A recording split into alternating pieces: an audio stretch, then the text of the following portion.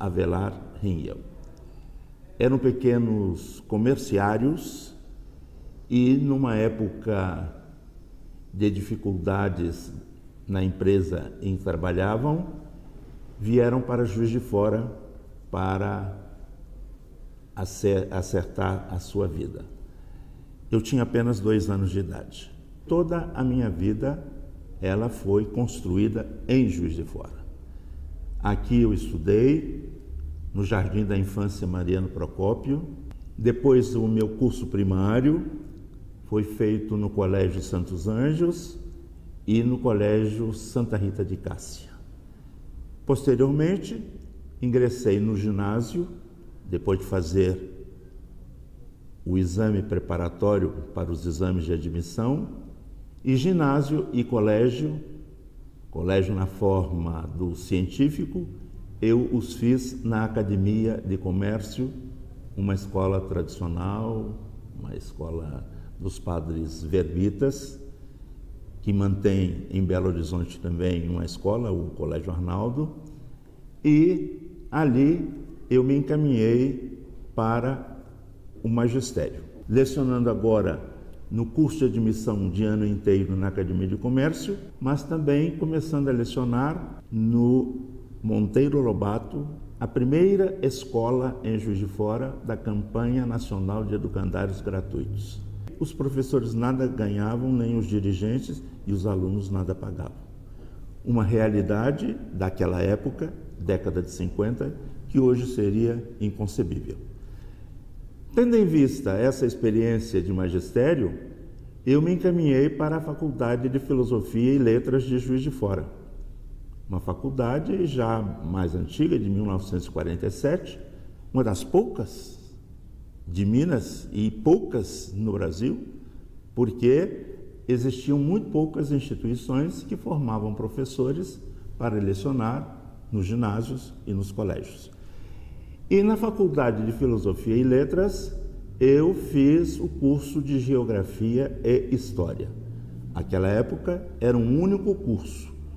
Depois de 3 anos, eu recebi o título de bacharel em Geografia e História, mas cursei mais um ano no chamado curso de Didática, que me proporcionou o grau de licenciado em Geografia e História.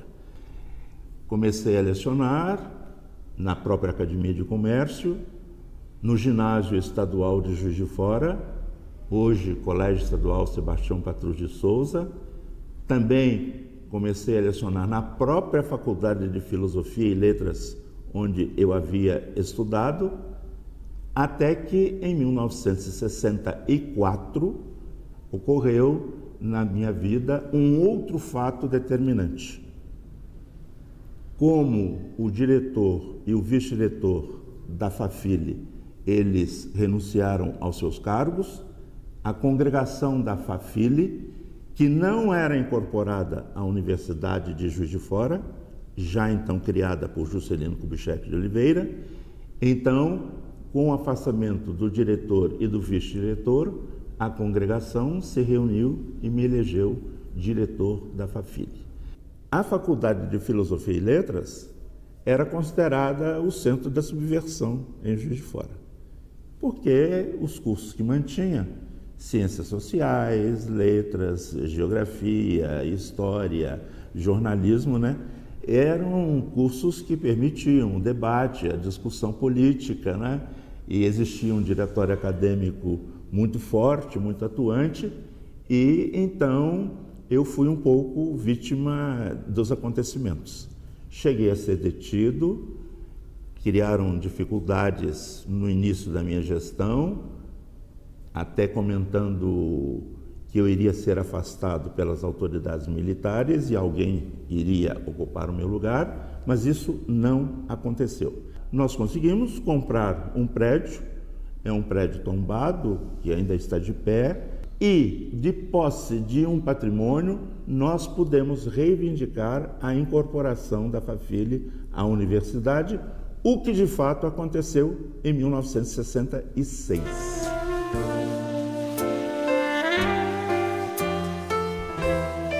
Bom, estamos falando de 69.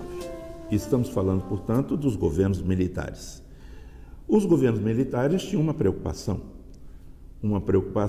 ligada às universidades, porque nas universidades, especialmente nas escolas de filosofia e letras, né, não apenas em Juiz de Fora, mas em outras cidades, em outros estados, continuava uma contestação nos diretórios acadêmicos, né, na União dos Estudantes, a UNE, e assim por diante. Então, o governo federal determinou uma reforma do ensino superior no Brasil. Com certeza, isso é sabido, essa reforma foi orientada por um acordo existente entre o Ministério da Educação e Cultura, que era o Ministério da Educação e Cultura, e a Agência Norte-Americana de Ajuda ao Desenvolvimento, a USAID.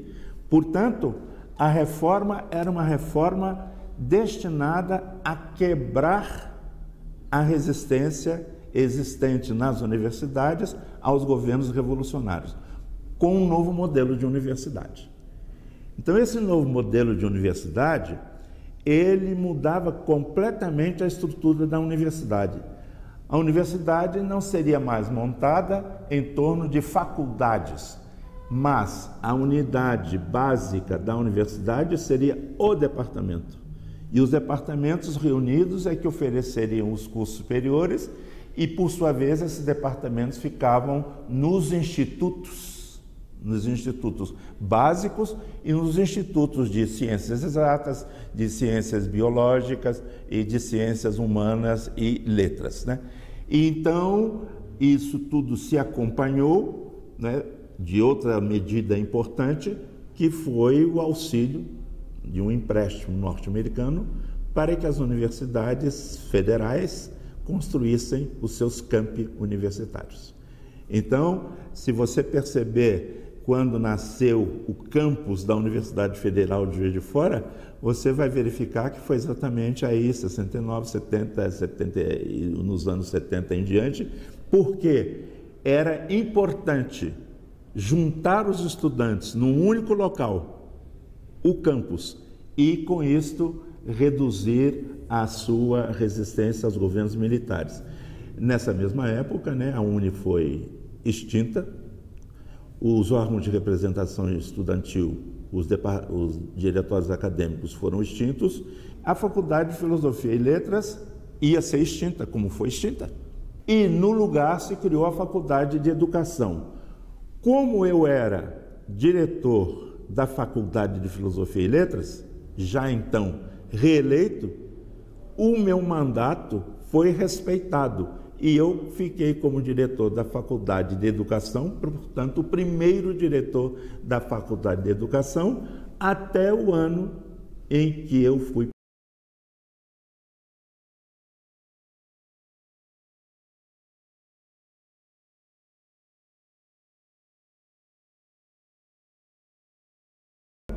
Itamar Franco. E a minha participação política começou a ser mais presente, mas só se tornou ainda mais presente quando depois eu me tornei presidente não do MDB, mas do PMDB. Ele, prefeito, me chamou para ser o seu secretário de Educação e Cultura, porque o que existia era quase nada. E isto foi chocante. Eu vi uma escola funcionando atrás de um chiqueiro. Uma escola que já não existia mais. As chuvas torrenciais tinham levado a escola que era de madeira. Uma escola em que 3 das paredes eram o barranco. E dentro dessa sala de aula, as crianças se aglomeravam, tendo ao lado um fogão onde era preparada a sua merenda. Então, o quadro era: a Secretaria de Educação de Juiz de Fora só tinha escolas no meio rural e essa rede era da pior qualidade possível. A maior parte dos professores eram professores que a gente denominava de leigos, porque não tinham feito nenhum curso para o magistério, nem mesmo o curso normal. Na época, esses professores, que eram, me parece, 22, eles foram aposentados pelo tempo de serviço e a prefeitura adotou o sistema de realizar o concurso público para a admissão de professores. Por outro lado, o prefeito Itamar Franco iniciou uma gestão revolucionária, alterou a estrutura da prefeitura, o que permitiu o nascimento da Secretaria Municipal de Educação e Cultura. Então, na verdade, eu criei, como primeiro secretário, esta secretaria que exerceu um papel muito importante no campo da educação e no campo da cultura, porque atuava nas duas áreas, incluindo o Museu Mariano Procópio, a Biblioteca Municipal. Eu permaneci à frente dessa secretaria durante todo o mandato do prefeito Itamar Franco, 4 anos, e permaneci durante o mandato do prefeito que o sucedeu, Agostinho Pestana. Portanto, eu fui secretário de Educação e Cultura do município de Juiz de Fora durante 6 anos. Quando eu assumi na prefeitura de Juiz de Fora, o índice de promoção de alunos de uma série para outra, nas salas multisseriadas, porque havia uma única sala com alunos de primeira, segunda e terceira série, praticamente não existia a 4ª série do ensino primário nas escolas municipais, a promoção era de apenas 25%. Quando eu deixei a prefeitura, 6 anos depois, 4 anos no mandato de Itamar, 2 anos no mandato de Agostinho Pestana, o resultado era outro. A promoção nas escolas municipais, e agora já existiam muitas escolas municipais urbanas, não apenas mais rurais, mas escolas municipais urbanas, a promoção chegava a 70% dos alunos matriculados.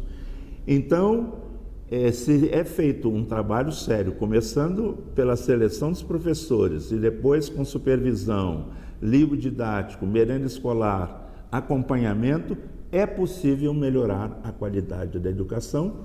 Tendo em vista a urgência, nós fizemos uma opção muito corajosa, que foi a escola pré-fabricada.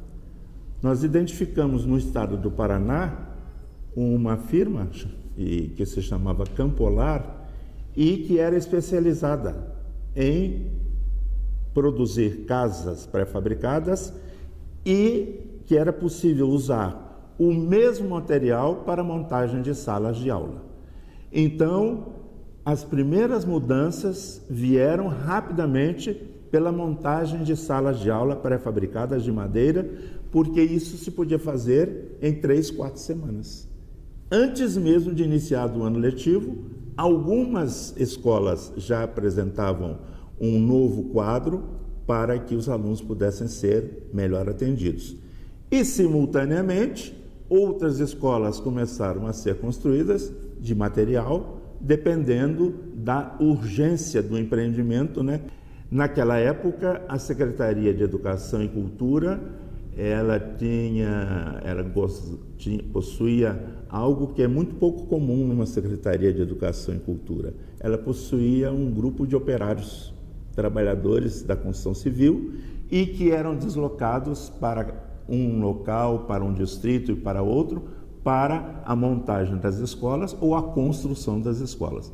Com isso, foram criadas as primeiras escolas urbanas pela prefeitura e, a partir de então, iniciou-se um processo que só agora é desenvolvido no território brasileiro. Esse processo foi a municipalização do ensino fundamental, porque depois, em seguida, o município, além de oferecer o primário, passou a oferecer também o ginásio, quer dizer, todo o ensino fundamental, naquela época de 8 anos, o município passou a oferecer nos bairros mais distantes. Quando Itamar foi eleito pela segunda vez, a gestão de Agostinho Pestana foi uma gestão tipo tampão, de apenas 2 anos.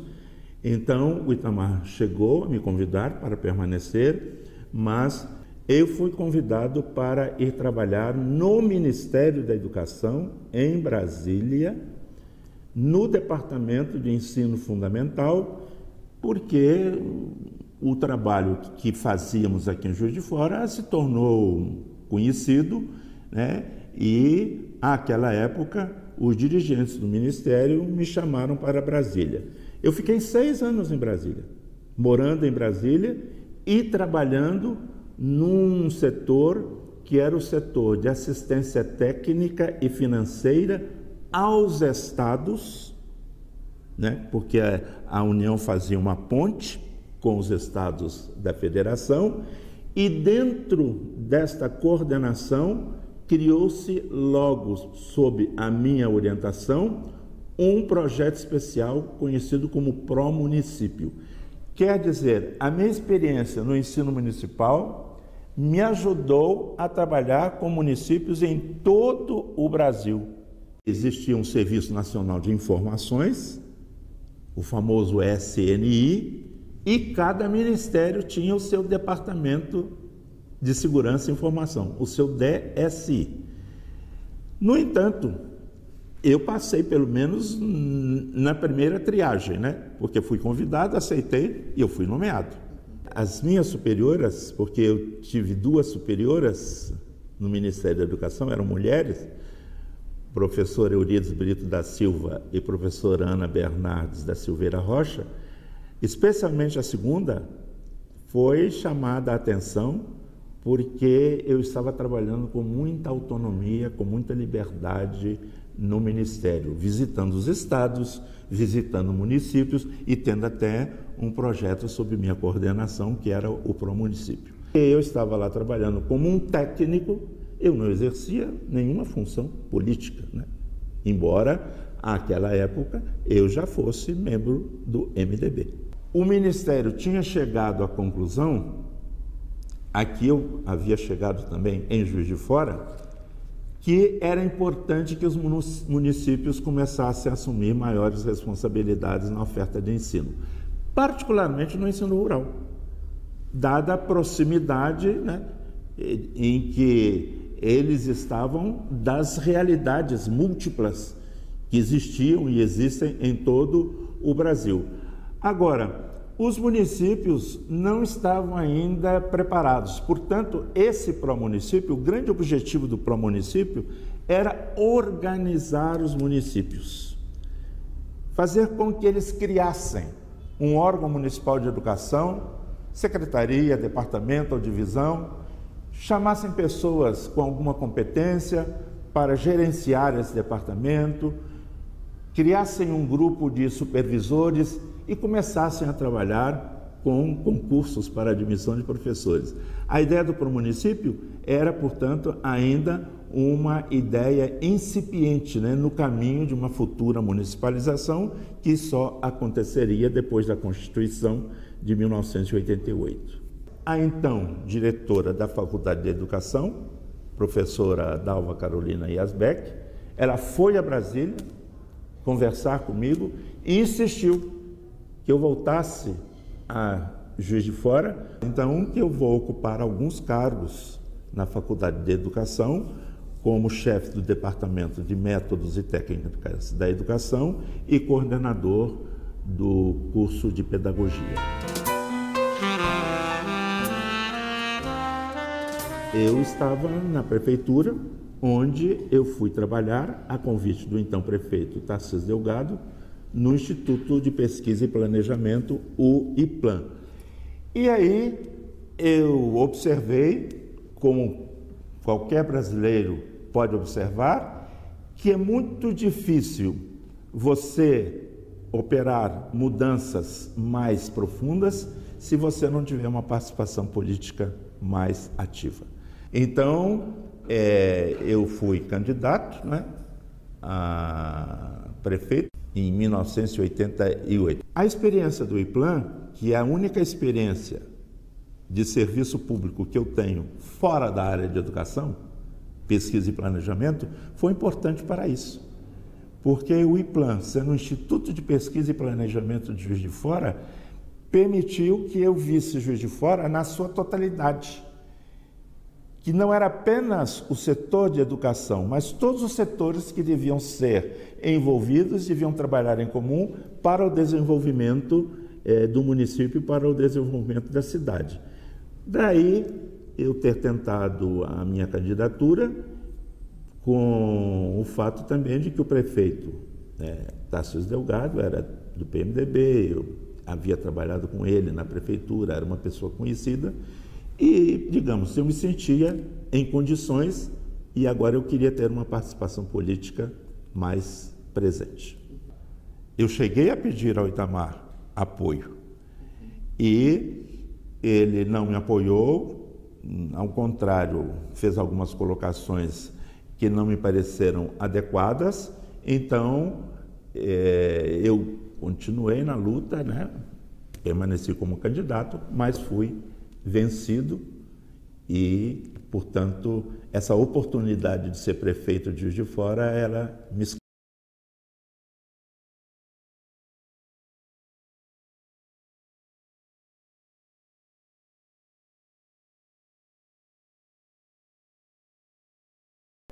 de Fernando Collor de Mello, que era de um partido nanica, o PRN, né? E, aliás, muitos achavam que não tinha nenhuma chance de ganhar a eleição. Mas, num desses fenômenos políticos que costumam acontecer, o Fernando Collor foi eleito, o primeiro presidente da República eleito depois da democratização, e o Itamar foi eleito vice-presidente, porque na época a chapa tinha que ser uma só. Logo no início, os dois se desentenderam, porque não dá para juntar água com óleo. O Itamar se afastou. Em 1992, era o momento em que nós comemorávamos no Brasil o bicentenário do enforcamento de Tiradentes. O presidente Collor, talvez buscando uma aproximação com o vice-presidente, pediu ao Itamar que se tornasse o presidente e o coordenador da comissão que deveria organizar os eventos, né, ligados ao bicentenário do enforcamento de Tiradentes, em 21 de abril de 1792. Itamar mandou me chamar e, afirmando que eu era professor de História, ele me convidou para ser o secretário executivo da comissão do bicentenário de Tiradentes. É dessa maneira que eu me reaproximo de Itamar. De tantos anos depois, né, de 73 até 92, são 20 anos em que as minhas relações com Itamar foram relações de respeito, né, de consideração, de dignidade, mas não havia nenhuma aproximação. Nós, praticamente, não tínhamos contato nem telefônico. Aí se explica por que, na data do afastamento de Collor, eu estava em Brasília novamente. Então, o vice-presidente assumiu a presidência da República. Você vai notar, se você examinar o meu ato de nomeação como ministro da Educação, que lá está escrito: o vice-presidente da República, no exercício da presidência da República, nomeia fulano de tal ministro da Educação e do Desporto. E assim, Itamar assinou até que o afastamento de Collor se tornasse definitivo, não pelo impeachment, mas pela renúncia. Ele reorganizou o governo federal, ele baixou uma medida provisória, criando uma nova estrutura para o governo federal, e ele começou a ser respeitado tanto na Câmara dos Deputados como no Senado, porque ele assumia num momento difícil, mas já com um sentido de ética, né, e de comportamento exemplar, que todos começaram a perceber. Enquanto corria o processo de impeachment do Collor, o Itamar não se movimentou como talvez uma pessoa desavisada tivesse se movimentado para começar a fazer contatos prevendo o pior e que ele assumisse a presidência. Exceto no dia 2 de outubro de 1992, quando ele reuniu o pequeno grupo que trabalhava com ele, Ruth Argrives, Henrique Argrives, Alexis Stepanenko, Mauro Durante e Geraldo Faria. E eu. E disse mais ou menos o seguinte, eu não sei as palavras exatas: eu quero comunicar a vocês que agora não há mais alternativa. E disse: você vai ser o meu chefe da Casa Civil. Era o Henrique Argrives. Você vai ser minha assessora no Planalto. Era a Ruth Argrives. Você vai ser o meu secretário-geral. Era Mauro Durante. E você vai ser o meu ministro da Educação. Ele tomou posse do governo no dia 5, eu fui nomeado no dia 6 de outubro, 4 dias depois.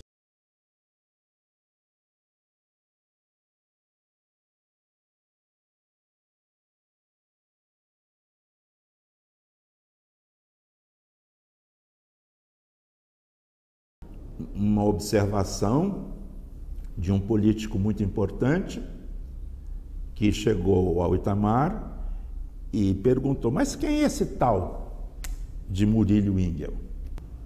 Mas por que você está perguntando? E esse político importante disse: eu estou perguntando porque o Ministério da Educação tem muito dinheiro. Uma grande revista brasileira, uma revista semanal, publicou uma capa com a seguinte frase, relativa ao governo que assumia os destinos do Brasil: governo pífio.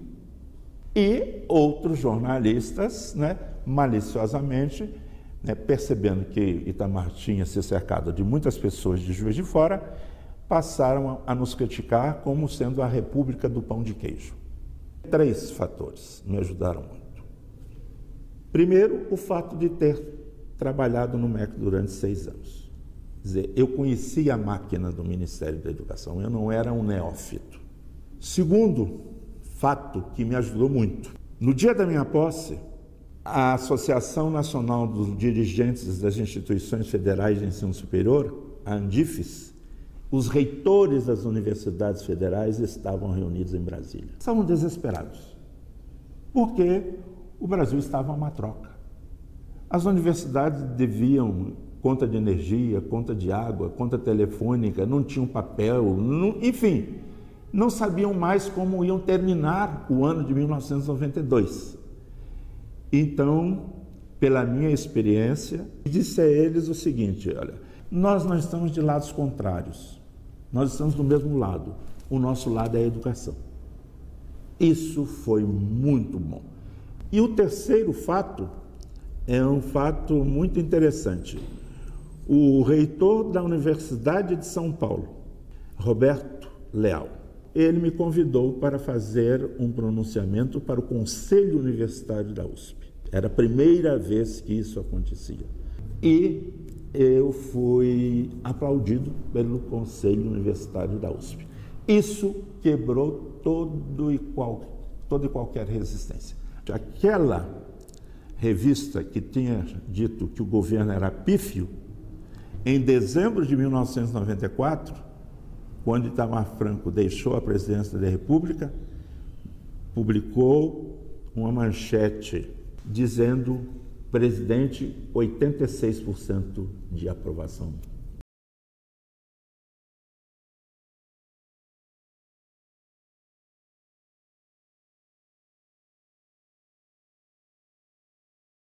No campo financeiro, porque elas são importantes, elas vão depois dar sustentação, essas medidas dizem respeito ao salário da educação,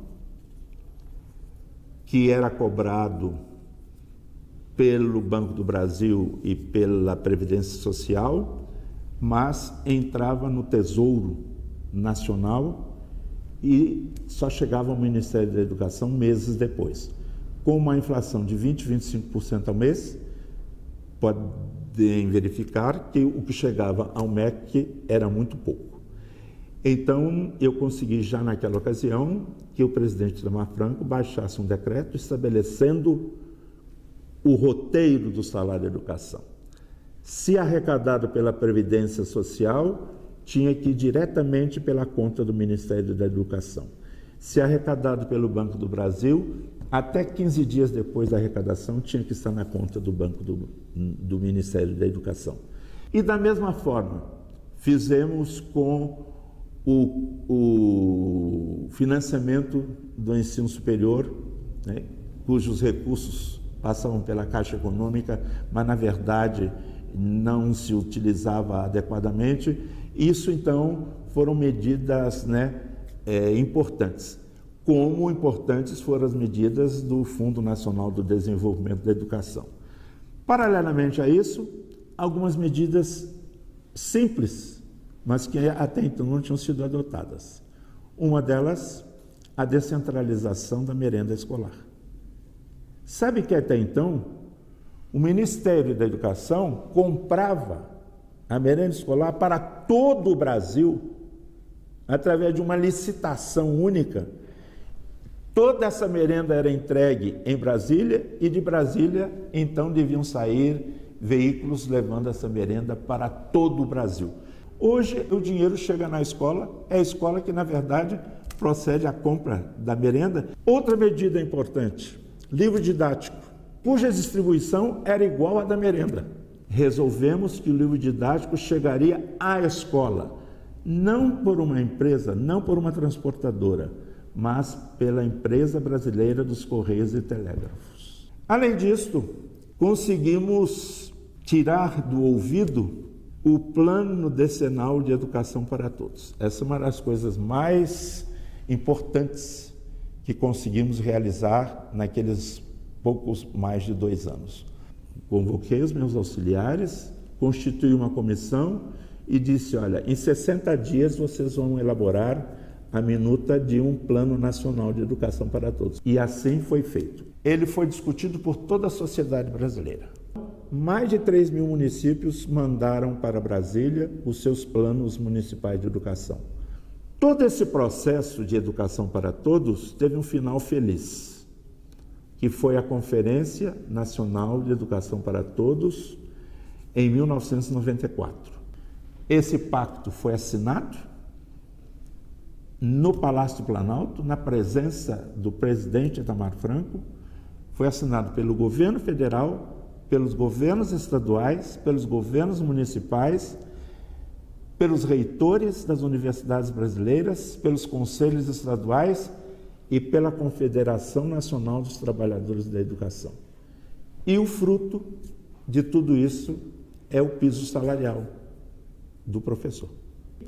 Um ponto muito importante desses 27 meses de governo Itamar Franco foi o Programa Nacional de Atenção Integral à Criança e ao Adolescente, o PRONAICA. O PRONAICA está refletido num espaço físico maravilhoso que é o CAIC. No tempo do Itamar, nós deixamos construídos 444 CAICs em todo o território brasileiro, sendo 72 em Minas Gerais.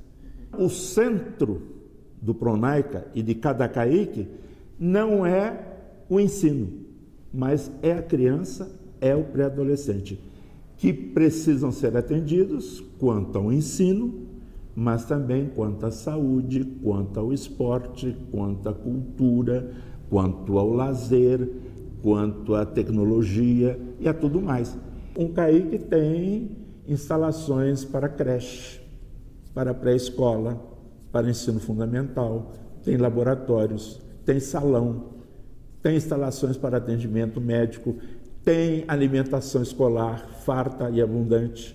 É importante a criação do Sistema Nacional de Educação Tecnológica, técnica e tecnológica.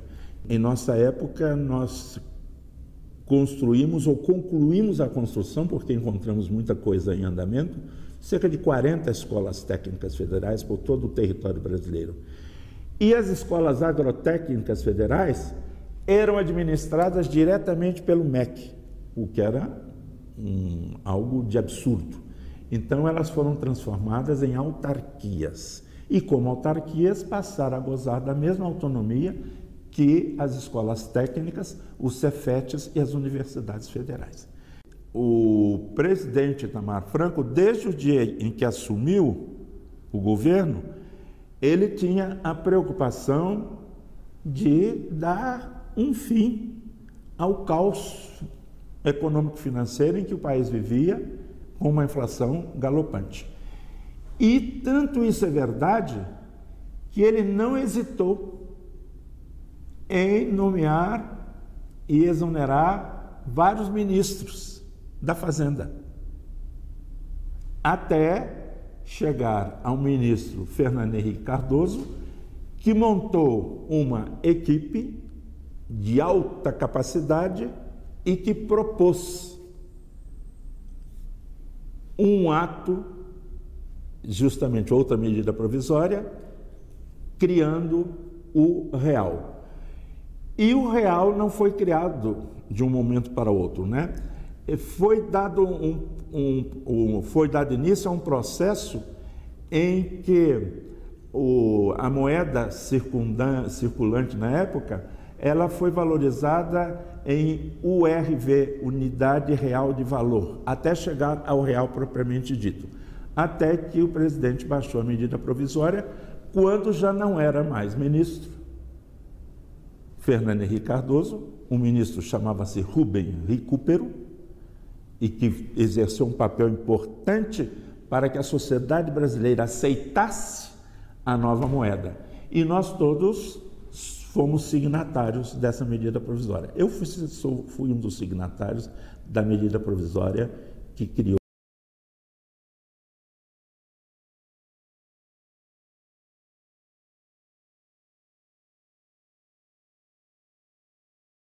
É um dos últimos cine-teatros com as características dele ainda de pé, porque é um cine-teatro e que comporta quase 3.000 pessoas. Uma estrutura de cimento armado, única na sua época, haja vista o vão livre, não há colunas de sustentação, com pinturas muito expressivas do Ângelo Biggi. Então, é um patrimônio da cidade de Minas e do Brasil. Mas o Cine Teatro Central pertencia a uma empresa. Essa empresa tinha abandonado o espaço, provavelmente esperando que ele viesse abaixo, pegasse fogo ou, enfim, fosse substituído por um shopping center, porque ele está no coração da cidade. Mas a cidade de Juiz de Fora, considerando que o presidente da República era Itamar Franco, iniciou um movimento para salvar esse teatro, esse cine-teatro, que tem uma história grandiosa. Ele é de 1930, 29 de 1930, a construção. A solução foi encontrada, aceita pelo presidente da República e aceita pela Universidade Federal de Juiz de Fora. O Ministério da Educação transferiu à Universidade Federal de Juiz de Fora os recursos para que a universidade comprasse as ações da empresa detentora do Cine Teatro Central. Então, o Cine Teatro Central foi incorporado à universidade. Posteriormente, com a influência do próprio presidente Itamar Franco, a prefeitura e a universidade fizeram campanhas através da legislação vigente, levantando fundos para restaurar o cinema, teatro.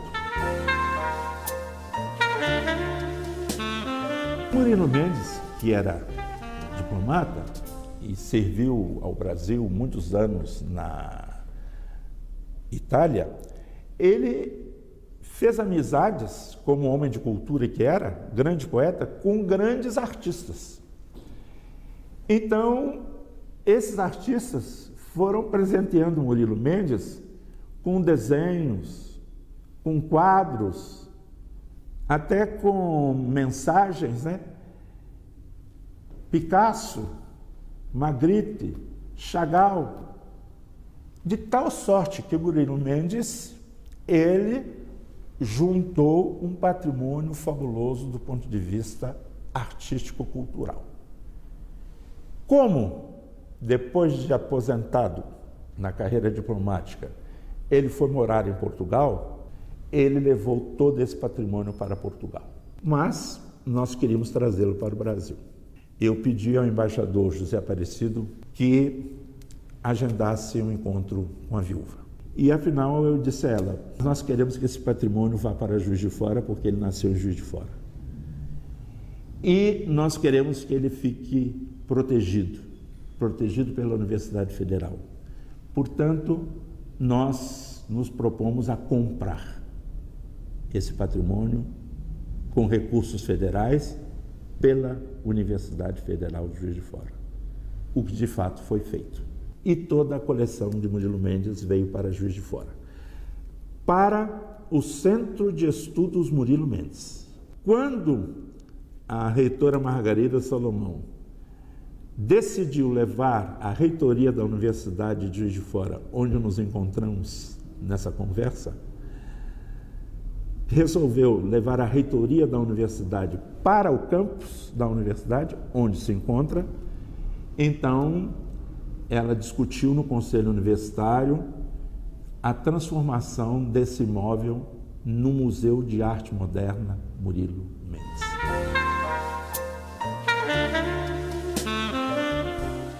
Era um conselho sobre o qual pesavam muitas denúncias,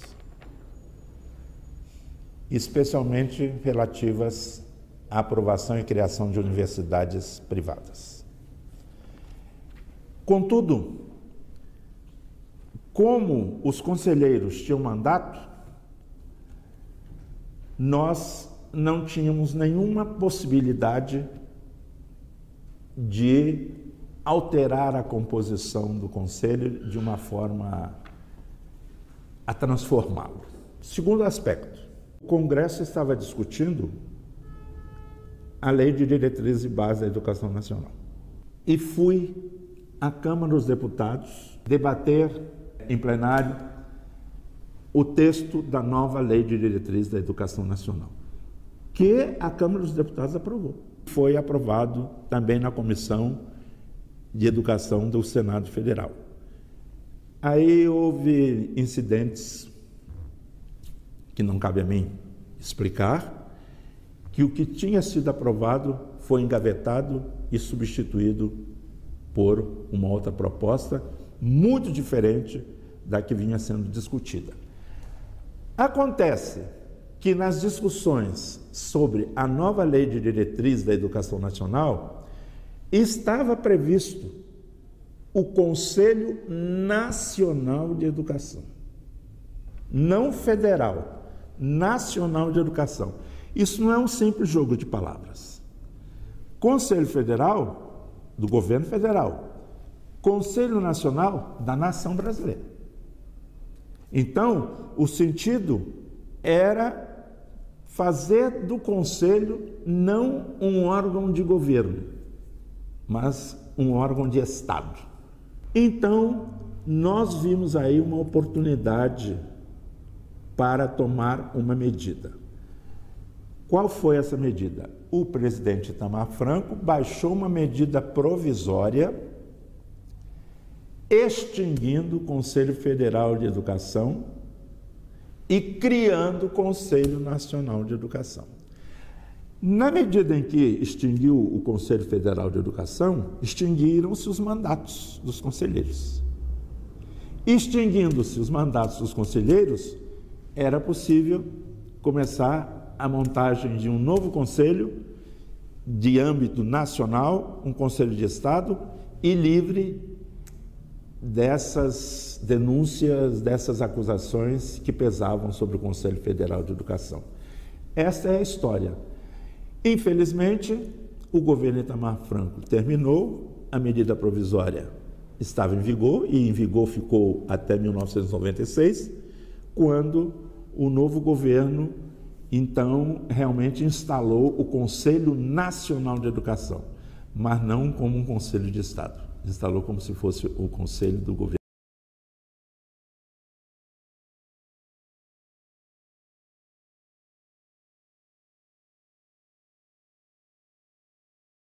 Questão de não repetir o erro anterior. E ele resolveu concentrar uma parte da sua campanha no município de Juiz de Fora. Então ele formou um importante núcleo da campanha aqui em Juiz de Fora, cuja coordenadora foi a professora Lucy Brandão Ringel, minha esposa.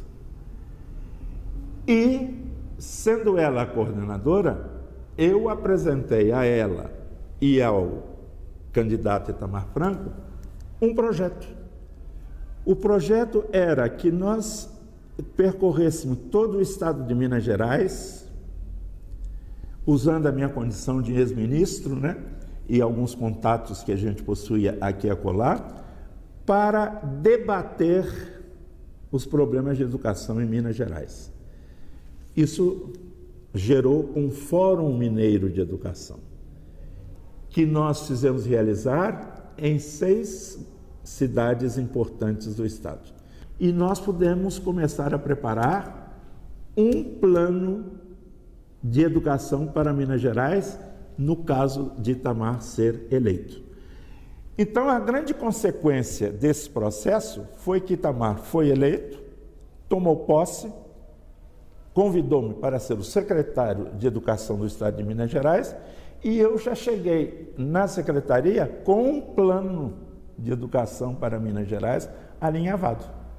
Na Secretaria de Educação, numa Secretaria de Educação de Minas Gerais, nós encontramos dívidas no valor de 200 milhões de reais. E o governador eleito chegou a adotar uma medida drástica. Declarou a moratória.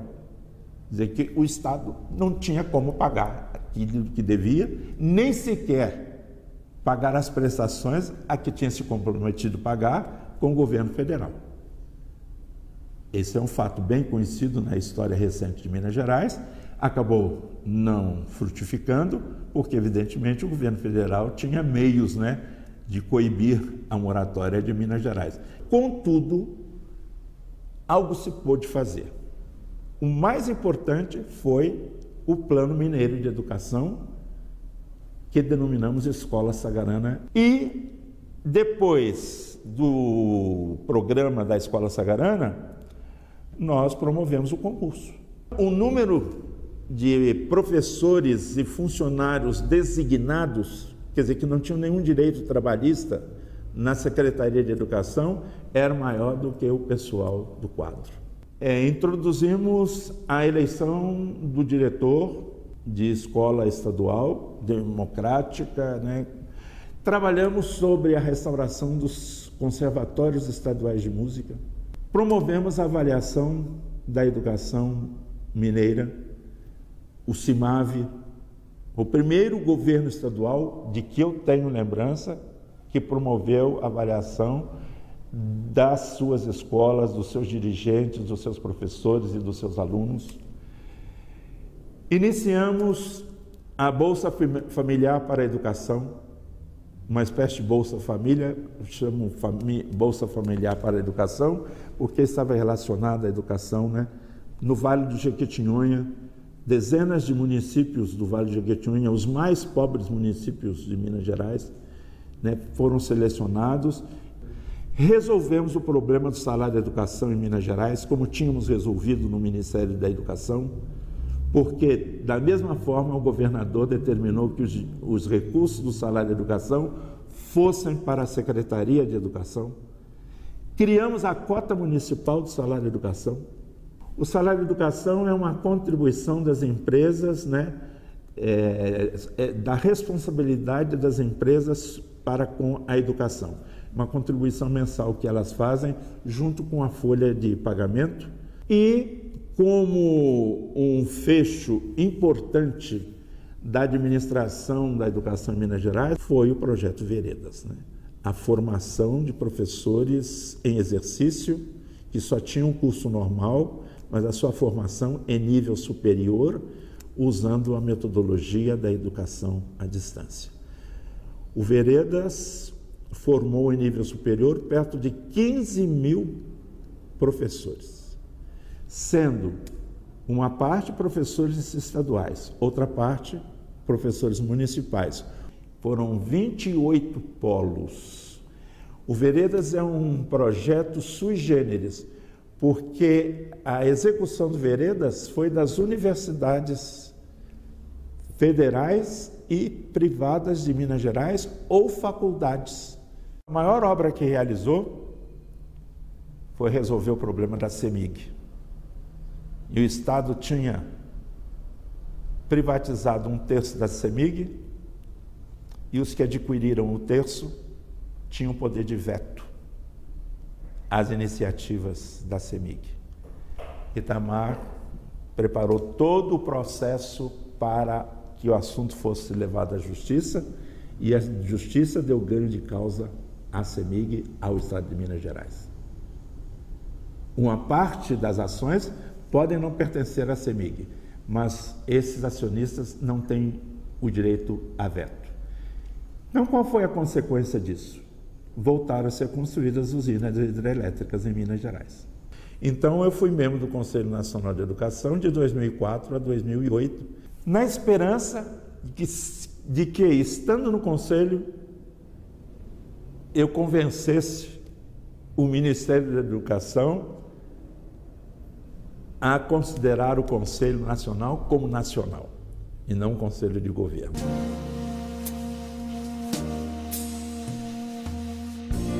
Itamar não é uma pessoa para você sentar numa mesa e ficar batendo um papo, tomando um café, até um cafezinho com pão de queijo vai lá, mas nada de conversa fiada.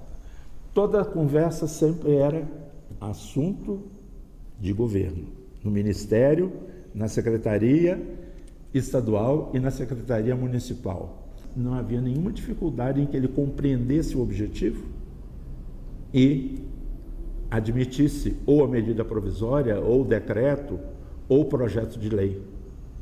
Então eu me lembro, por exemplo, projeto de lei transformando as escolas agrotécnicas em autarquias.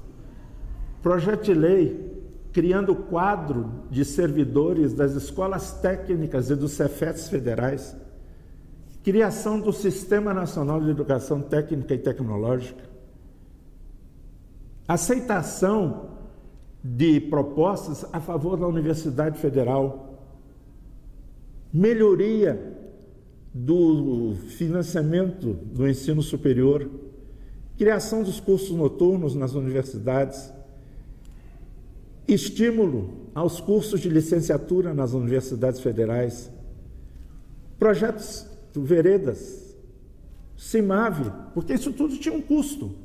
E o Estado tinha dificuldades, mas ele compreendia que é preciso avaliar a educação para poder melhorá-la. E é preciso melhorar a formação do professor também para que haja melhor educação. Sentido ético, simplicidade. Na época em que estávamos no Ministério, muitas pessoas achavam muito estranho que o presidente da República era surpreendido na fila do cinema para comprar ingressos para assistir um filme. Ele podia levar o filme lá para o Palácio do Alvorada, ou podia mandar alguém comprar um ingresso para ele, Não, ele mesmo ia lá e respeitava a fila, Tinha muita cultura, e não é uma cultura apenas no campo da sua especialidade de engenheiro, mas cultura política, cultura cinematográfica, cultura musical, enfim, uma pessoa que era muito bom de se trabalhar com ela. Muito bom de se trabalhar com ela. Eu, pelo menos, me senti muito à vontade e fiquei devendo a ele algo de muito especial, porque eu não conheço outro brasileiro que tenha sido secretário municipal de educação, secretário estadual de educação e ministro da educação.